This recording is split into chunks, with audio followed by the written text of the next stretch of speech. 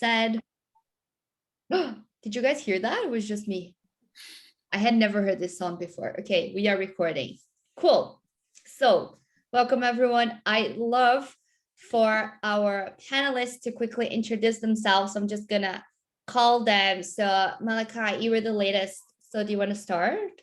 Sure. Yeah. Hi everybody. My name is Malakai. My pronouns are they them. I'm a writer, theatre director, arts producer, and consultant.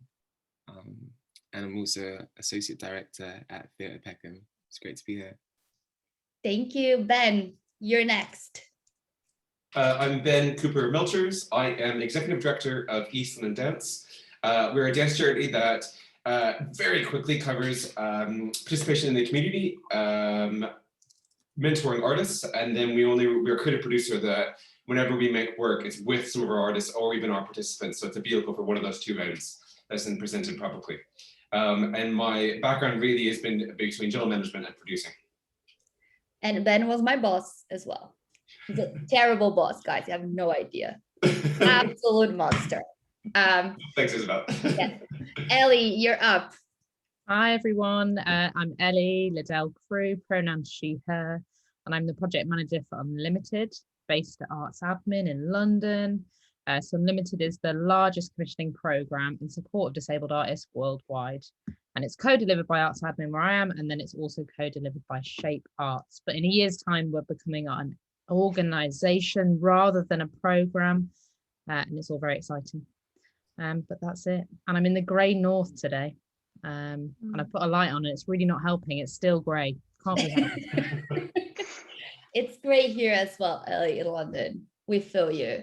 Okay, Eva, you're up. Hey everyone, my name is Eva Martinez, and I guess I'll define myself as a dance activist. I support artists, I walk alongside them to make their vision happen. And I'm by trade, I'm a curator, a producer of all things, and I've worked in venues as artistic programmer. And at the moment, I work a lot as a dramaturge and a coach. Thanks, Eva. And finally, we have Nadia. Hi, hey everyone, I'm Nadia Visterson.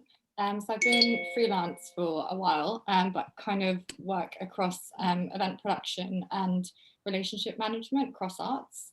So I've been freelance for London Borough of Culture, National Theatre, Royal Courts, and most recently I've joined Art Fund as their events producer. Thank you all. So I'm going to ask some questions.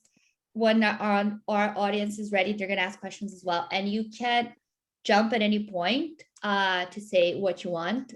You might interrupt yourself a little bit, but it's fine. It's a panel at the end of the day. So we're going to try to make this lively. So here we go. I'm going to start with a difficult one. Okay. What was the hardest challenge for you or your sector during this past year with COVID? What have you felt? No one wants to answer. Eva, I think you're preparing. I'll start. The first word that comes to me is grief. That's the first word that comes. And so, yeah, I think a lot of sense of loss, and loss of communities, loss of work, loss of earning, loss of potential, loss of possibilities. So I think a lot of grief has been there for me and for the community of people in the dance world that I share. That's my first word, if that helps with the conversation. Oh, said myself. Here we go. Ben, you're up. I think something that summarizes a lot of what the past year has been that's affected both the sector and individuals, I think it's just been the loss of perspective. And it's really challenging when that goes, because it takes a long time to identify it. But you're struggling with really grappling with some really substantial hard truths that have always been there. There's a lot of economic issues that are happening for a lot of organizations. A lot of organizations, individuals are really existential issues. And what's really difficult is when there's a lot of noise and you lose all of your observational tools and you're only on Zoom and you were kind of left with WhatsApp and Instagram in order to get me outside of the world. Those are all really challenging channels. And it can leave you with just kind of like really struggling with who you are, what you're doing, what you identify against. And from that, how you're going to take action across these immediate things need to happen, but also where we go next and what you do. And it can just leave you with a billion questions and very little tools to be able to answer that. So I think anything that can help support perspective, and sometimes actually silence, or just something organic with the person, one-on-one is extremely valuable to tackle some really tough things. I love that, Ben. Thank you. Anyone else has any comments on that?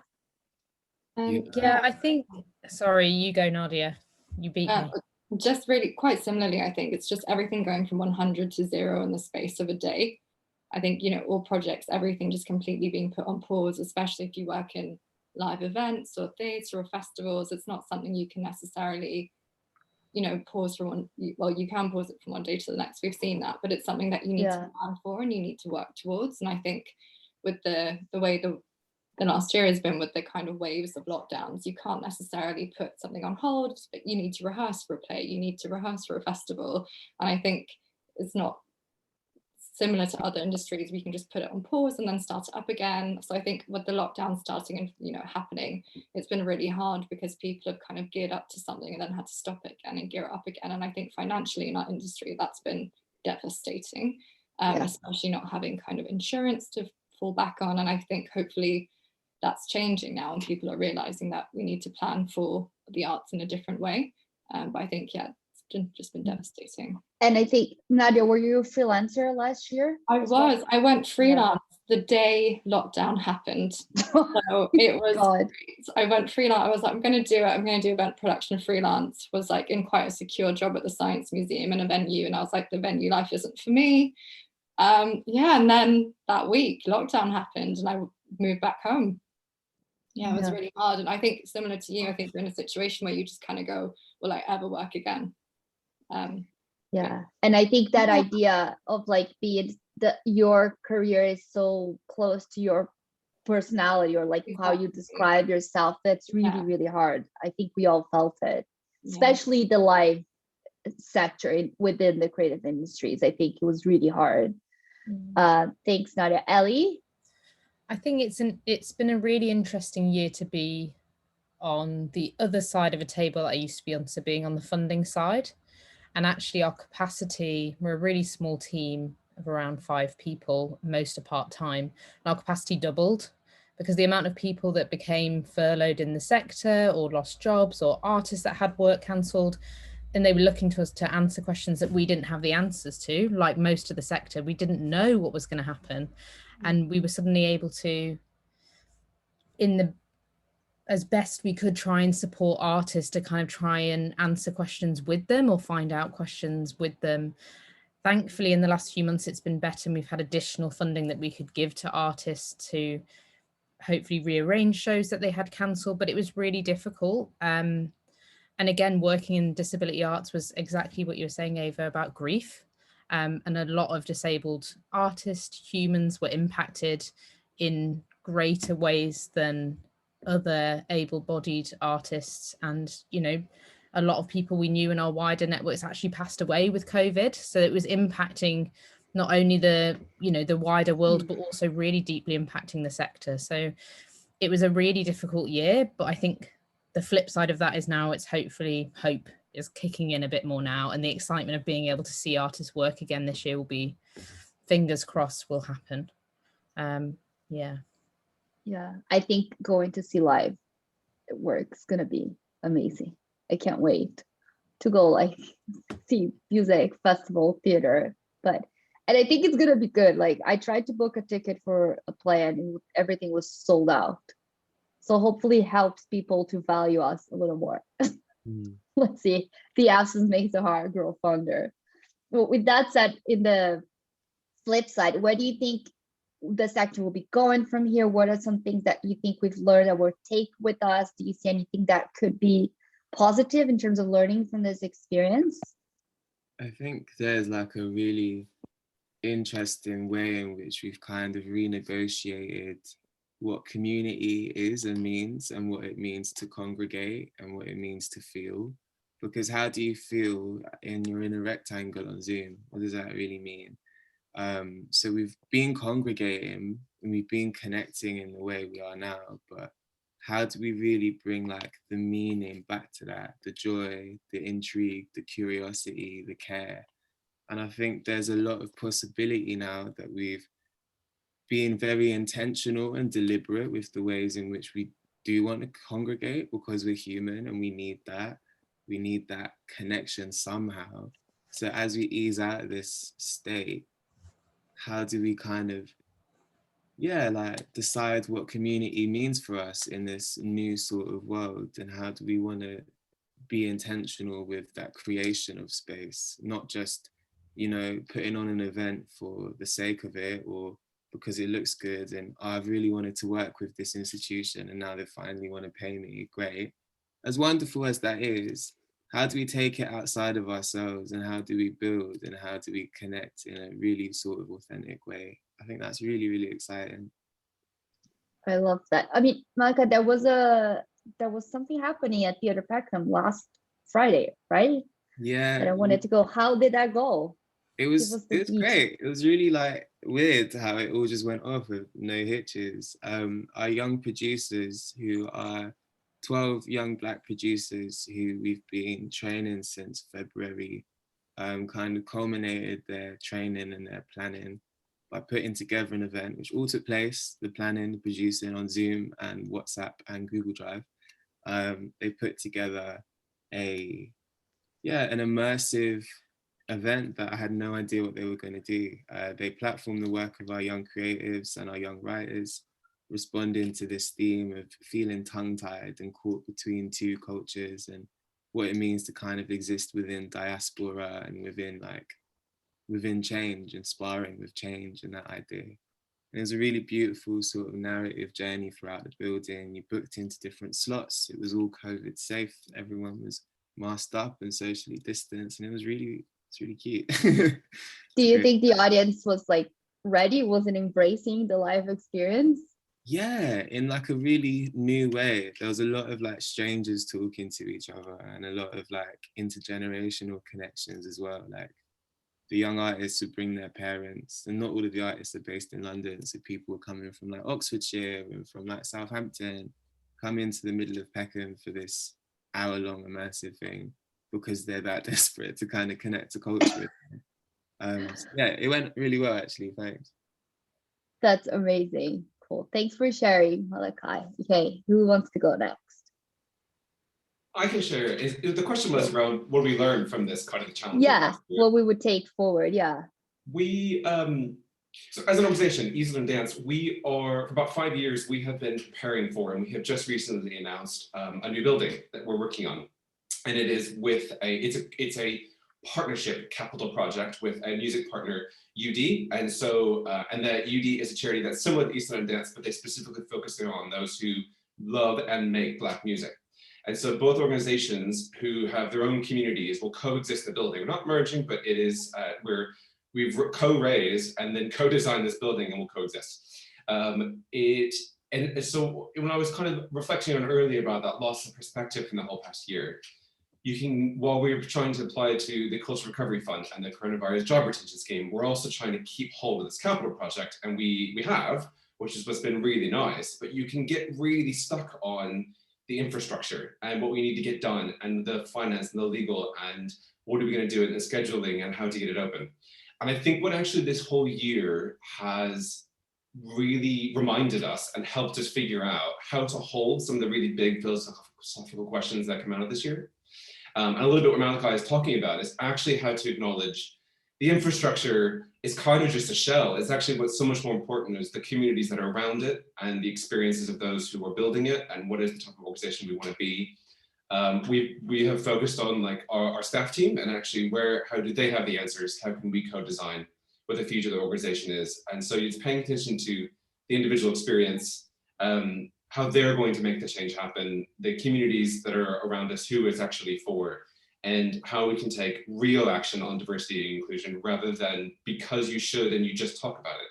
And so I think it's been really helpful to figure out how, even there's a lot of noise, you're trying to, it's reminding us that those philosophical questions aren't something that you just get to one day. It's actually how to create a lot more time and space for those, a lot more dialogue for those. I love that. That's great, Ben. Do you have a date now to move officially? We are hoping that either September or October 21 is really positive. And there'll be a process of opening the building and starting test events and being available and being able to invite people in. And then our program will slowly grow from that. Nice. Hopefully it all comes to plan. No more lockdown. Cool. Does anyone else want to share? Can I build on what Ben just said? Yeah. I guess that just for context, I, like Nadia, had decided to leave my job as artistic programmer at Sadler's Wells, where I was also heading the whole talent development for about 8 years. Did it 1 month before you, Nadia. I decided Valentine's Day was my leaving date, the 14th of Feb, to make it a really nice party. And then a month later, obviously, we were in lockdown. So building on what Ben said, I think for me, I was already, it was really funny. I felt like I was stepping out of the institution because I was working with a really strong set of values, which I now realize were always about somehow dismantling patriarchal structures that are inside the organizations we work with. And that pertains to gender, to disability and race, and more. And it's interesting hearing Ben saying, you know, this has refocused people on the bigger question, the existential question, I think you said. For me, I had such huge frustration that the structure I'd worked with, you know, I'd worked at South Bank before. I was really fortunate to have curatorial roles in that way. I was constantly working with artists and their existential questions, wanting to give them a platform so we could also all together with an audience, the structure and the artist, look at those. And it was really fascinating to see that through the letting go of that role and the transitioning into being freelance, those questions were arising more. And that was actually really exciting for me, because I was like, yes, this is what I've been working towards. This, you know, the human aspect of what we're doing. And the people at the core of it, you know, the staff, but the artist, the audience, which so often is just forgotten about. So for me, it was a real, as much as it was created through pain and having to shed a lot of certainty, I was really, really happy that we got to some of those core questions again, albeit at a high cost. You know, that is really unfortunate, but I was kind of constantly going, yes, finally we're talking about these things. I love that, Eva. Thank you. And but it's never easy to live in an institution you've been there for a long time. You know, it's always a big change, or whatever certainty you might feel you have. And I bet it would have been stressful either way for you over there at Sadler's, but outside of Sadler's. Yeah. And freeing, not just stressful, it was freeing too. That's good. It's a good way to put it. Cool. Ellie and Nadia, do you want to say anything?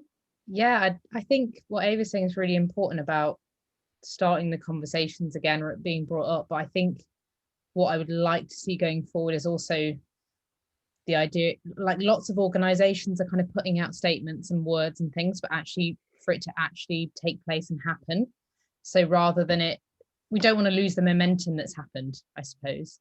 And I think the positive that has come out of it is, I think a lot of organizations are embedding access better into their programming, or thinking about it, because we've all had to experience life on Zoom and what it's like to remote work, and had a taste of what some disabled people will experience if they're not able to leave their house for access reasons. And I'd love to think that the sector will start to potentially look at hybrid planning. So how can you have a real live event, but those that aren't able to attend can also attend from further afield?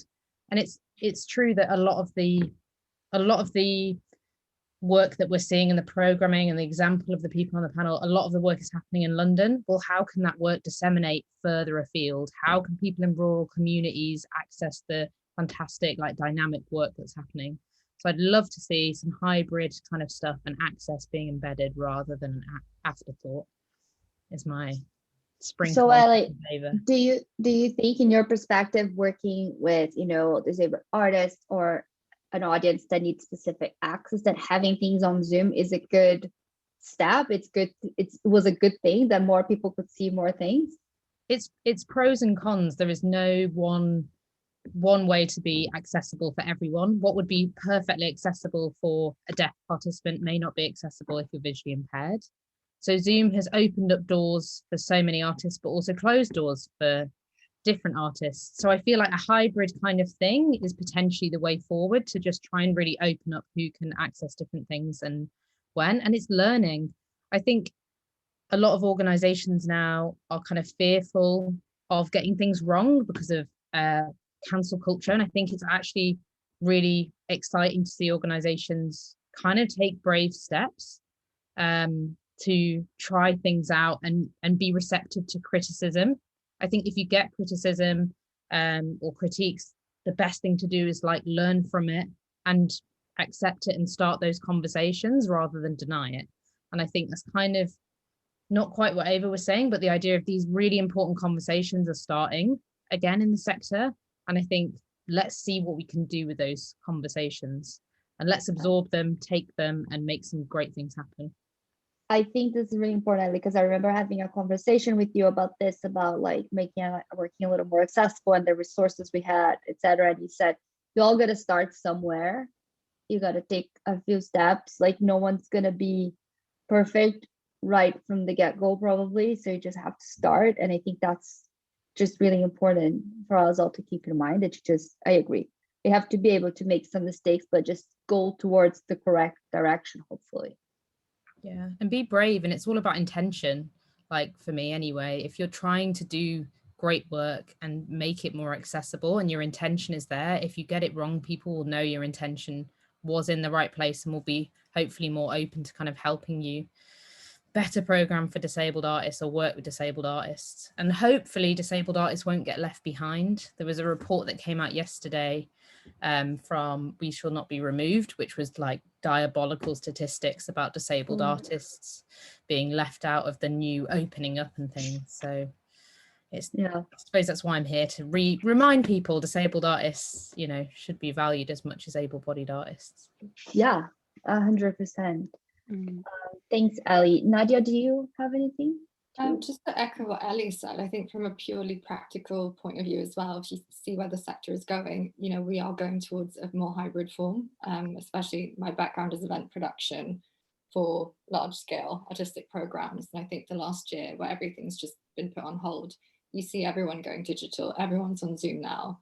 And I think exactly what Ellie was saying, in a strange way, it's meant that the content you can get working with artists and working, you know, across, you know, working digitally, that you can actually get some great content. I mean, if you just look at podcasts the last year, the amount, you know, the speakers that people are getting, because everyone's kind of sat at home, or they're willing to just take an hour out of their day to go online, is so much higher level than what we might have seen before, because you can reach people quicker. You know, we have the tech there now to do it. I mean, a year ago on Zoom, most people were kind of asking around for like, oh, who's got Zoom Premium so we can be online for more than 40 minutes? And now everyone has that as, you know, as a given. So yeah, I definitely think looking forward, you know, events and arts will just be a digital hybrid format for sure. Yeah, thanks. And that, okay, Kimberly has a question. I think it's for everyone. So, but Malakai might be more for you. How do you ensure you stay true to your voice within your journey in the arts sector? Great question. Good luck. Yeah, it's an important one, isn't it? Because it's like, yeah, all right, cool. I've just gathered my thoughts. Let's go. It's really important to stay true to your voice for me, because a lot of my voice is literally like my writing and shows that I'm affiliated with. I'm either like directing or producing. So even if it's not my voice per se, it's like, I like what someone said earlier about walking with the artist to get them to do what they want. Like if I'm producing something, it's about, does this reflect my ethos and my values and my voice too? And staying true to that literally just means creating the work that I want to create, working with the sort of artists that I want to work with, who I know kind of align with where I'm at and what I'm about. It's easy to get distracted when there's like people asking you to do work that's, you know, interesting, but isn't particularly something that you care about or have a passion for. Like, I produced a series of like outdoor family events at the Scoop in London Bridge a few years ago, when I was like getting more into like producing for other people, and it was so fucking boring. I had no interest in it at all, but you know, I really honed my skills in like producing site specifically, and then I took that and applied that to festivals that I was curating, and was outdoors and was able to kind of pour that into it. So I think it's, as much as it's about staying true to your voice, it's also about taking what you need from different places and people, not in like an exploitative way, but especially for someone like myself at the intersections of like Blackness and queerness and coming from a low income background. It's like, I need to be really assured and certain in who I am. Otherwise I will be exploited. So it's definitely about kind of oscillating between those two states and able to enable like greater access, to bring other people in from behind me, from around me. I hope that answers your question. I hope so. Kimberly, let us know if that answers your question, and we'll do our best. I had a little question as well that was initially directed at Eva, Ben, and Nadia, but I think everyone can respond, which was about, they had emailed this question because Nadia, Eva, and Ben, you're not from the UK. So the question was, how did you get started here? How did you get your first foot into the creative industries? But I would say, knowing Malakai as well, and Ellie, you could all respond to this question, because I think it would be good for everyone who wants to get into the sector. Nadia, So, you want to go? Yeah, it's a very good question. So I'm actually from Denmark, from Copenhagen, but I came to the UK to do my bachelor's and stayed to do a master's. And kind of, the first time I went to a university outside of London, and I've never been to England before. And I just saw the London Eye on the prospectus and thought that I was going to London. Turned out it was in Surrey.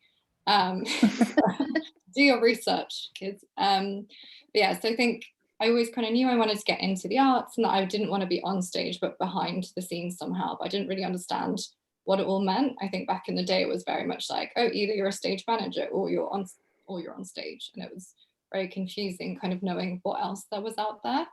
And I think where I got some clarity was my master's. So I did a master's at Goldsmiths in creative and cultural entrepreneurship in theatre and performance.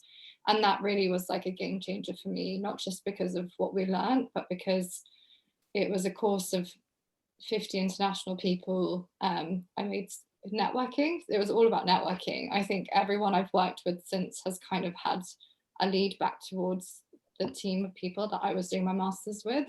They're still a great network to have because we were all international. And most importantly, during that master's, we had to do a internship as part of our course. And that really was what got me into the arts. And I did an internship at Lyft, which is where I met Isabel, actually. yes. And it was brilliant. It really, I got a foot in the door. And I think since then, every job I've really had has been through networking. So I think it is about, I mean, it wasn't an unpaid internship. It was back in the day where it was a bit of a grey area. But I think if you can do something while you're studying, that's a great way to do it. It's how you do it in Europe as well. You tend to kind of always work alongside studying. So I think kind of getting that work experience while you're still studying is really helpful for when you finish. You can kind of get out there and know a few people already. Yeah. I feel like Lyft is like somehow this weird trend between most of us here, because Malakai is also on the board. Yeah. Tottenham Lyft, and then I met East London Dance because of Lyft as well, and then we did a project with them. So here you go. It's lit. Guys, get an internship at Lyft. Yeah. No, this is the way. Everyone started there. I think there's one going, actually. The one that I did is out for grabs right now. I think it was like development and events. So Oh yeah, I saw that. I posted that. You were right, Nadia. There Yeah, you go. that's So if literally the anyone one wants to to emulate exactly Nadia's path, you can do it right now. And maybe just to say also that, I came here 20 years ago and actually lived when Rose Fenton and Lucy were there. For me, it was Oh, also wow. because it was also one of the organizations that had two female co-directors, Yeah, co-artistic exactly. directors. Maybe that's going to show my age, but it was also like, literally, I was like, oh wow, that can be done.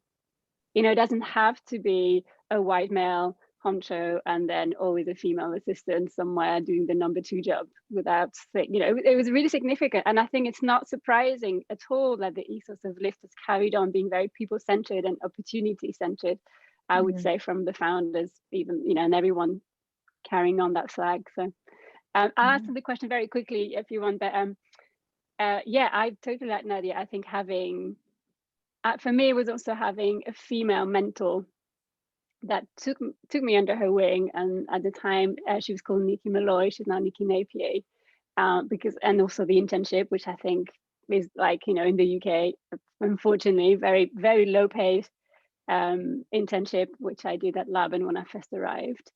But really having someone who believed in me, because I knew nobody here.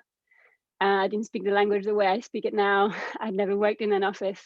Really, really made a big difference. And then keeping networking, which is why I really believe in what you're doing, Isabel, which is why I really wanted to give my time to this platform. And I really think, as well as women, it's really, or with identifying, I think it's really, really key to keep that connection with each other. So I feel so fortunate that I've kept, and like the first time I went to the Onion Festival, I was completely out of my comfort zone, and Rose Fenton, who was the co-founder of Lyft, took me with her literally to the big parties and to the places, and introduced me and showed me how to network. I didn't know how to do it. I needed those female mentors to really take me under their wing. So that's really key. So look out for mentors, and if you're here and you're taking part in this program, then that's a really, really key thing. Not just networking, but actual mentoring, a real deep support from someone who can see you and help you understand yourself. Yeah, thanks, Eva. That's really kind. But I'd say that you have mentors, and you also have people like you, because I met you and then we kept in touch, and you were always super generous with your time when I had questions and so on. So yeah, it's very good to have those connections. Cool. Ben, do you want to go next since you're the last foreigner, and then we'll go to the UK front? Sure. So I like Nadia, I am not from the UK. I am from America. If you can't tell from what I hope is still an obnoxious American accent. I'm from the middle, and so there's no sexy background. There's no like amazing I had some amazing career in New York and then came here. I spent part of uni studying in the UK, in London, like many of my friends. And what I really liked was the head of my department in uni in America was British. He kind of was like a Peter Brook / Fellini, and he put us in, built awareness of the people around the world who are changing the art form of theater and dance itself, rather than only what's happening in New York. So I then got to see all of this in London and began that love affair with the city. And so I knew I wanted to come back, and I was given a job offer that meant I had free housing, with the idea you get a visa while studying. And so that was like a no-brainer once I graduated. When in doing so, I really committed to, I didn't want to just pay to study and then have to leave. And that was only about a small kind of experience. What I really wanted to do was then try to build some professional experience after that. And so what I was able to do is put some time in between, and I found a visa where I could do a little bit of work and then studied about a year later. And in that window, I didn't do an internship. I was able to work for the company who brought American students over, and I supported them and had free housing. But I was able to then volunteer, and I just started trying to make friends wherever you could. And I volunteered with Battersea Art Center when they were partnering with Punch Drunk, who was doing Masquerade Death. So this is years ago. But it wasn't like I was volunteering for 6 months and working for free. I just did a couple extra shifts. I made friends with the front of house manager. But then it was completely aligned with my absolute love of doing things at scale and really interesting use of form. And then so I was totally loving it. And my first shift ever, I was sat with Pluto the cat while actors came in and were doing ridiculous dance moves and movements and people wearing masks. So I really enjoyed it, just kept doing so. And the energy and kind of relationships that I started developing with that team, they said, well, would you want to take on some paid shifts that were still really similar, and started becoming a duty manager. And that led to then being the link between the stage manager and the front of house manager, because everything is backstage and front of house. And so from that, I started developing a relationship with Better Arts Center over the years. When I did my MA, like Nadia, I continued a part-time job. I was the maintenance technician. I just fixed loads of things and renovated the Grand Hall, unfortunately, years before it didn't burn down. And so from that, years went by where eventually I started making friends in other places and really built up a lot of friendships there. And the people that were my peers then have then gone on to do really incredible things. And so, like others are saying, those peer networks, sometimes it's not about trying to make best friends with the person at the very top. It's actually about seeing the value in the people next to you, because they're going to grow. And you can't just become embedded and think you can go up a ladder in one organization. Eventually I had to leave and started taking other freelance producing work, but then was invited back and became Better Arts Center's administration manager. And that has led on to a lot of other general management roles, and I've done other freelance producing, and so there's been 2 lines of work that has led to what I do now. So there's I didn't do an internship, but I think there's that value of peer networking. Just make friends everywhere you go, and you never know what that's going to open up. And I think I really underline what Eva was talking about, is that ability just to ask for help through the relationship that you've already built, but then ask someone to say, just, will you take me to those places, or would you introduce me to that one person? Or how do I handle a conversation when I'm introduced to that person? And sometimes it's really, really difficult to ask those questions, but once you do, I think it can open doors. Love that, then. And then you got married at Better Arts Center, didn't you? So I met my husband at Better Arts Center, and so he's also a migrant professional. And I would say for anybody who is, being a migrant professional is incredibly challenging. But it's why I also, I grew up in Indiana, in the equivalent of Ipswich in Indiana. It was so monochromatic that I really struggled with that. And so that's why I really truly believe in the value of diversity. It's not just a nice thing to be talking about. It is fundamental to growth in life. And so that challenge is also, you bring value to that, you bring diversity to it. And so I think don't let go of that. And yeah, I got a husband, and now we have a family from that process too. There you go, guys. On Ben's path, if you choose that one, you got a job and a husband all at once.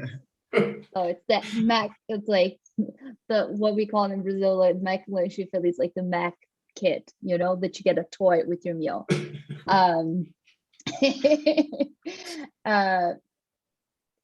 Yeah, okay, we have some comments about some migrant kids in the chat. Okay, Ellie and Malakai, what is your experience? Malakai, we spoke a little bit about that on the podcast, but you might have to repeat yourself a bit. Your story is quite interesting. It's you're from London, so I think it's a good like example. And then Ellie, if you guys want to share how you got started, I think that's always helpful for everyone who's in the same boat right now. Yeah, sure. Cool. So I was always like a little bit of a neek, just a bit of an outcast, outsider kind of person, which is how I found theatre. I think with most of us, innit? It's like we all just feel a bit different, and then suddenly being on a stage and getting attention makes us feel good. Wonder what that's about. So I acted for a little bit as a child, and then quite quickly I learned that me as the Virgo I am needed more control, and I didn't like being told what to do and prancing about on a stage. So I started writing stuff. I started writing poetry and plays when I was like 15, 16. And then it was like, well, how do I get a play on a stage? So I kind of started off initially by putting together an event on Dalston Roof Park in like 2014, where we just platformed loads of different artists that we knew. some of whom now are like quite big people, like Tiana Major 9 is an R&B singer, and that was like her first sort of ever live performance, or something that we platformed for her. Quite a few sort of spoken word artists like Silly Breaks, who's got like millions of views on YouTube now and that kind of thing. So I've always just been like connected to people because of like enjoying different art forms from quite young, and kind of having to seek that out for myself, like being very intentional with it. Then from there, I kind of understood that I can just put on an event and that's all right. And Billetto was my friend for a long, long time. They took the least cut of ticket sales, my guys. So I was always using Billetto for events. And then we did our first sort of theatre show back in September 2014 while I was doing my GCSEs. It's because I didn't see myself nowhere. I didn't see myself on stages. I didn't see myself putting events together. And it's kind of still the same for me now. Like if I'm not seeing something that I want to see, then I kind of have to do it. What's different now is that I work in a venue and I have a salary for the first time, and I have like Arts Council funding and budgets to make shit happen. But prior to that, as a freelancer, as an artist, as someone just with like a lot of passion and a lot of ideas, I had to really find a way to kind of cultivate a network so that I could tap into their resources. The whole sort of setup of artistic ecology in like this country anyway, and its history of colonialism and imperialism, is that it thrives off of like not having equally distributed resources. Otherwise capitalism fails. So it's always about having to find and tap in, because I didn't have none. Classic, you know, single parent, working class background, grew up on a council estate, blah, blah, blah. I had to find it myself. I had to create it myself. But I also don't like how there's this narrative about, if you don't see something, create it, because that still puts the onus on the marginalized and the oppressed. So now I'm at a point where I'm like looking at people who have resource and questioning why resource isn't being distributed, and why there's still gatekeeperism at all levels across our sector. Like if you've got a venue and you've got space that isn't being used in the middle of the week, why aren't artists using it for free? That is where theatre companies are born. That's where productions, you know, ideas are generated. That's where like people congregate and commune and find solace. I'm very like sort of holistic in my approach to all of this, but I had to create it because no one else was doing it. So I ran a theatre company for 4.5 years. And when I closed that down in 2019, I was like, damn, I'm bored. So then I joined an existing literary arts organization called Born Free that I'm still co-director of now. And like, it's always for me about creating the space that I don't see and using other people's resources to do that. I'm really grateful for like Hackney Showroom, who supported my theatre company with like free office and performance space for 3 years, to Bernie Grant Art Centre in Tottenham for supporting us for a year as well as their resident company, for Lyft, for the Royal Court. They both did residencies in Tottenham where I live and grew up. And, you know, tapping into those people from quite young, those networks has proved really beneficial. So yeah, I'm chatting shit now. I'm gonna stop talking and hand over to Ellie. Thanks so much, Malakai. If you want to hear more, you can listen to our podcast. Here you go, soft plug. Ellie, do you want to share? If you don't want to share, it's fine as well. I'll share, and I will try and make it short and sweet because we're running out of time. But I'm still got a vision of Ipswich and Indiana in my head, which is fascinating. It's also really interesting to hear everyone on the panel that similar sort of, there's no one singular trajectory route. Everyone's done that zigzag of do a bit of work there, volunteer there, try this, do that internship. And I think it's really similar across the whole sector. I suppose my journey started when my high school art teacher told me not to do art, and therefore did the exact opposite and pursued a career. Volunteered from when I was like 14, in Liverpool, worked for Take Collective when I was a youth in Liverpool, running workshops, was on young producer programs. So really was lucky enough to be allowed to go and do that after school, which was amazing. And I think being able to volunteer and do internships is a privilege. Like, not everyone has the capacity or the backing or the freedom to be able to do that. So I was really privileged. Went to Brighton to do performance and visual arts at uni, which doesn't exist anymore.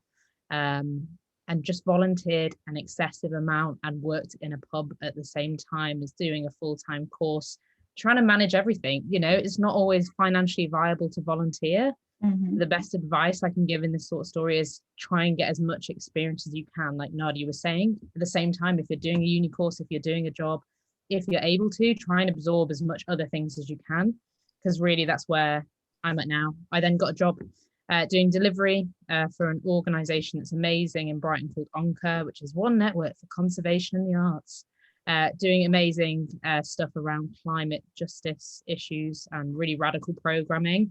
I was so privileged to do that, did loads of workshops, and then started running a venue, and then leapt over to Unlimited a year ago. So went from the delivery side of things, the management side of things, to now the sort of gatekeeping side of things, but hopefully in a non-gatekeepy kind of way, which is why I wanted to do it, because I did the delivery and worked with diverse communities, and I thought this is amazing and it's impacting a small amount of people. And I really wanted to be on the other side of things where I could make systemic change happen, because it wasn't happening and people weren't making things happen in positions of power. And I'm aware that I'm in a slight position of power. So hopefully I can use that to try and make the art sector more just and diverse and accessible and a better place for us all to work in. And that's I love that. Thanks, Ellie.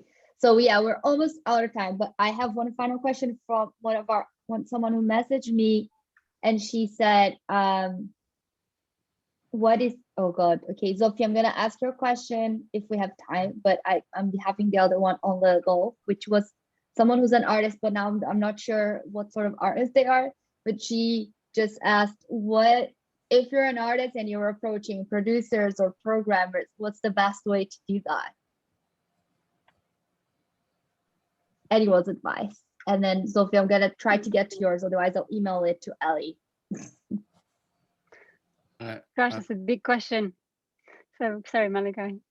I'll just really quickly give as much info as possible in your initial email, but as an attachment, just all in the body of the email. I'm never gonna remember, read it, remember it, read it. Send it as a nice little attachment, cute little subheadings. Tell me about yourself, tell me about the project, tell me why you're interested in my work, how you think we might work well together. Because yeah, producing is a people job. So you need to vibe with the person before anything else. That would be my 2 cents. Thanks, Malak. Eva, you were gonna say something. Yeah, I was gonna say, no, don't doubt your self-worth. I'll just keep it at that. I like that. Good. Anyone else have some advice?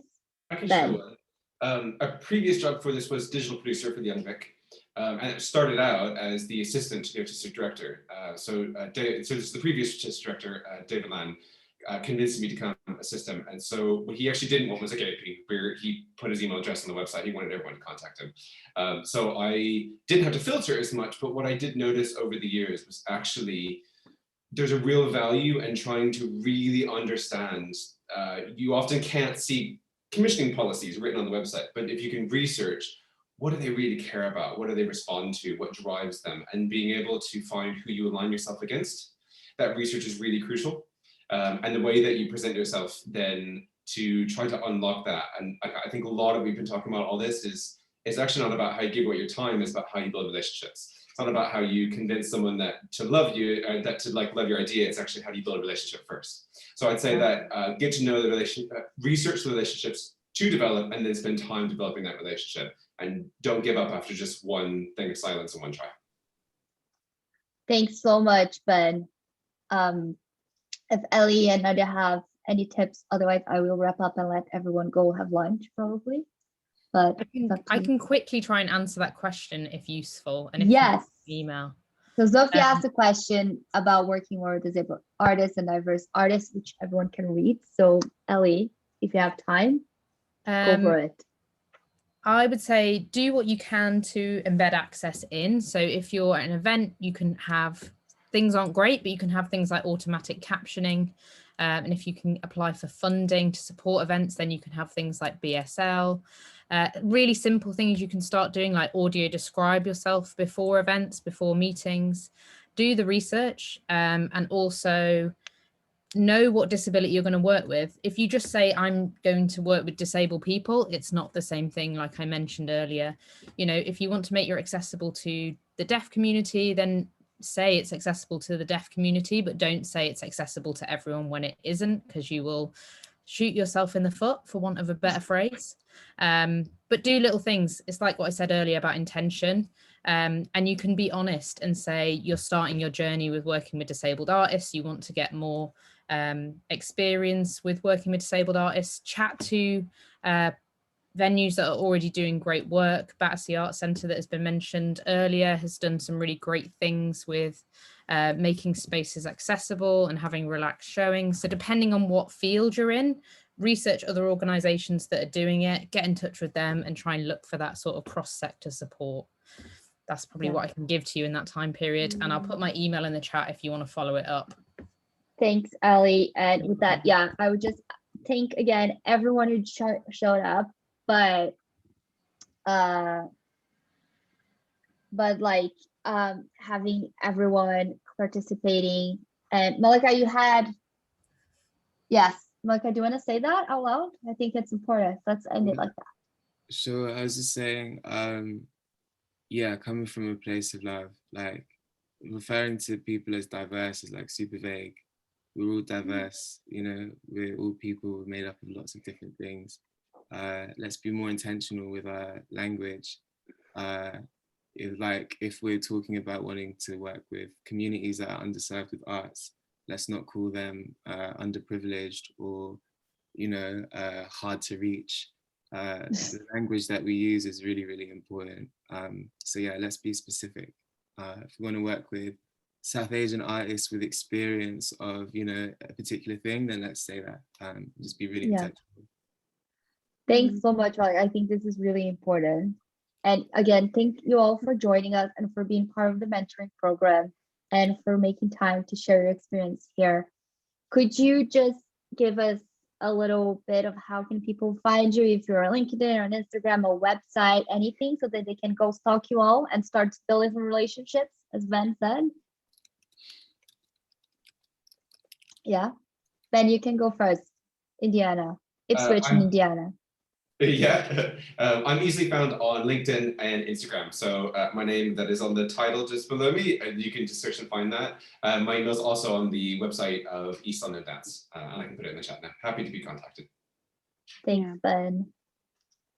Yeah, Eva and Malakai also put their names and LinkedIn. So guys, don't, and Ellie as well. So please don't stop from contacting them. You can see all our mentors are amazing people, very accessible, happy to support everyone. So thank you again so much. And I hope this is a better year for all of us. And I hope you all have a lovely lunch now. Thank you again for joining us.